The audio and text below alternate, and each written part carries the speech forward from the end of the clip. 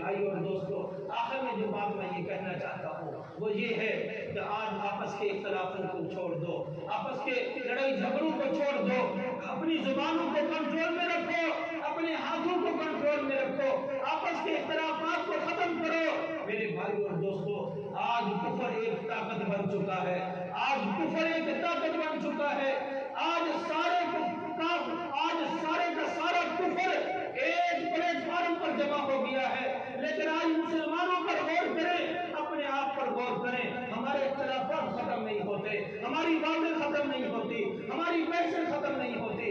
وَاعْتَصِمُوا بِحَبْلِ اللَّهِ جَمِيعًا وَلَا تَفَرَّقُوا، اللہ نے فرمایا کہ اللہ کی رسی کو مضبوطی سے تھام لو، تفرقے میں نہ پڑو، ٹکڑوں میں نہ پڑو، بکھر نہ جاؤ، ایک پلیٹ فارم پر جمع ہو جاؤ، ایک پلیٹ فارم پر جمع ہو جاؤ۔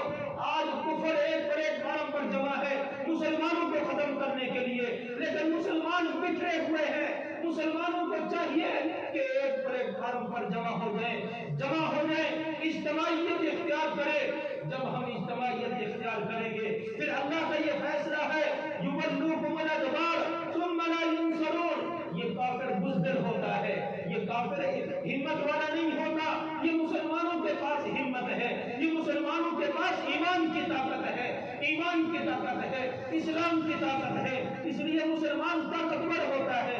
جب مسلمان ڈٹ جاتا ہے نا تو یہ کافر یُوَلُّوکُمُ الْأَدْبَارَ، یہ پھر پیٹ پھیر کر بھاگ جاتے ہیں۔ میرے بھائی اور دوستو، آج ڈٹ جانے کا وقت ہے، آج اجتماعیت کا وقت ہے، آج جمع ہونے کا وقت ہے۔